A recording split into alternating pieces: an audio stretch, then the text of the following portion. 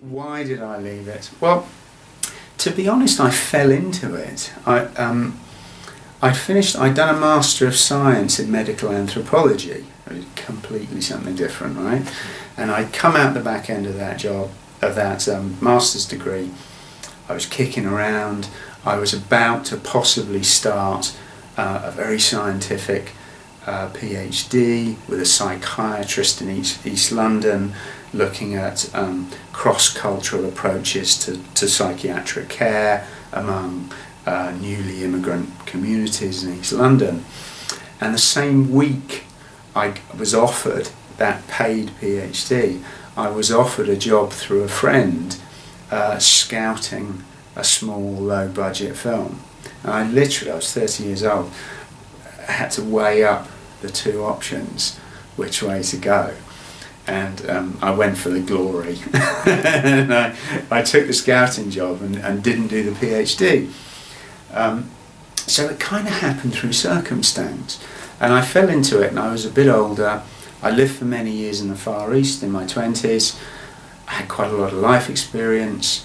I drove a van in London all through my teenage years, delivering wine. So I knew London like the back of my hand, which location scouts need to know their way around, need to be able to take photographs. So suddenly I was a location scout and then an AD, and that 5 years went by, and I was making a pile of money. And I woke up going, hang on, you know, around age 34 or so, you know, I always wanted to be a writer or an academic. What's going on? And so I went off and I got onto an MA in creative writing at Birkbeck in London, the University of London.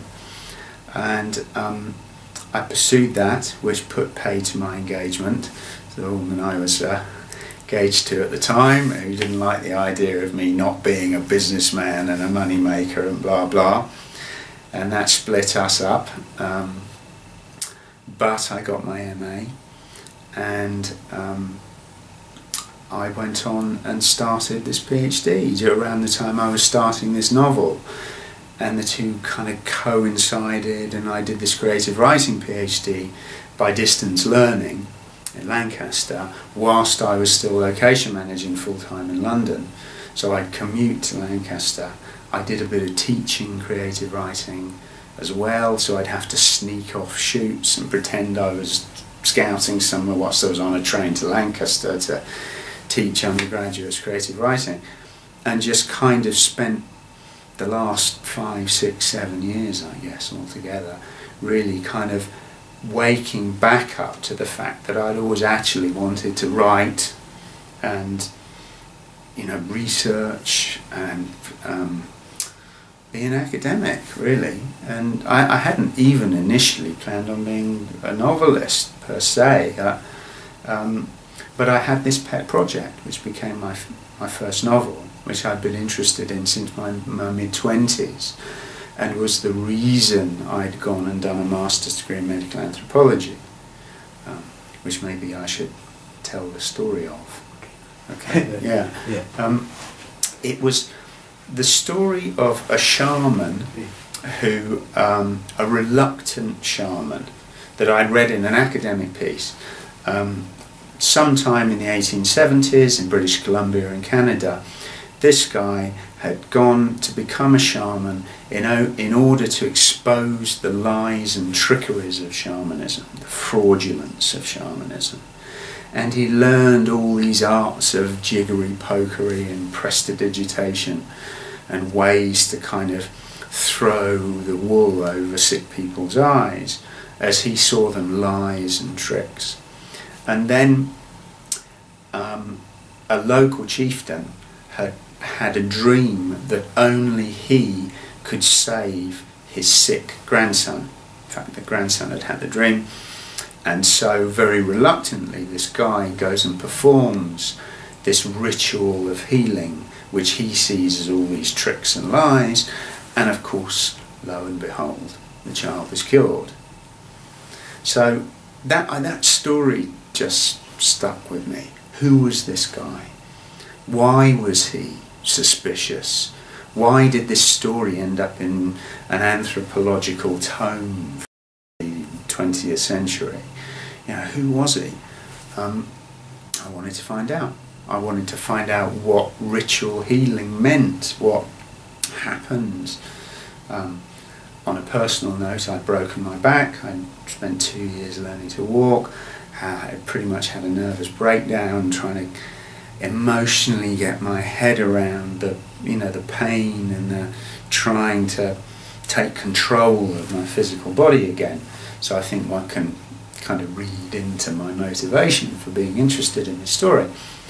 So I go to British Columbia in Canada. I track down this story and I discover that this guy, his father was a white man, mother was a native Canadian, first person princess, and so this guy, this half caste as he called it, would have called himself back then, grew up in two worlds, and so really in neither, right in the middle of the colonial era.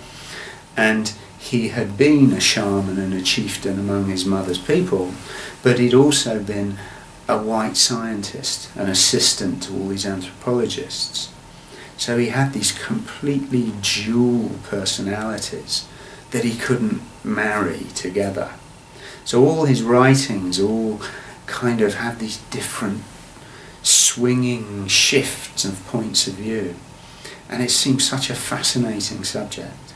And I just became more and more obsessed with him, and it stayed with me all through the years. I was being a location manager and staying up till 6 in the morning doing coke and drinking heavily, and gosh, and me telling you this, and going to all the sort of film parties and all doing the kind of things that London filmmakers do. Actually, I wanted to write this guy's story. And so that just never went, and it came back, and I had to do it. I had to write the story. So that's how I ended up doing this PhD. How it ended up turning itself initially from a biography into a novel, because in the end I realised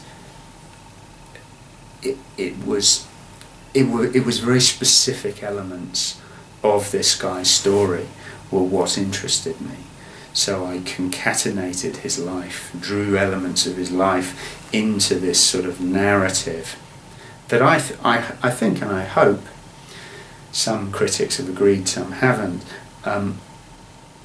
kind of retains the truth of his life, if not the accurate facts of his life. Because I think, we all of us live in a time of fractured identities now, multiple identities that we all have to inhabit.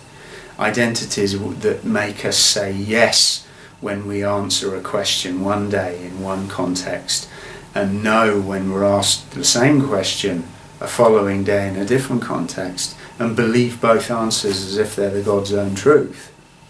And that, what is it? What that multiplicity of identities, cultural and social identities that we actually live with all the time, doesn't match how we appear or how we have to think about what our identity is, which is as some kind of whole, some entirety that remains the same and is essential. So this guy's life, his name was George Hunt, by the way, this guy's life seemed to represent so many of those aspects of fragmentation and split identity. And I'd been interested in that, I'd been interested in him. Bang, they came together and eventually constructed this novel I wrote.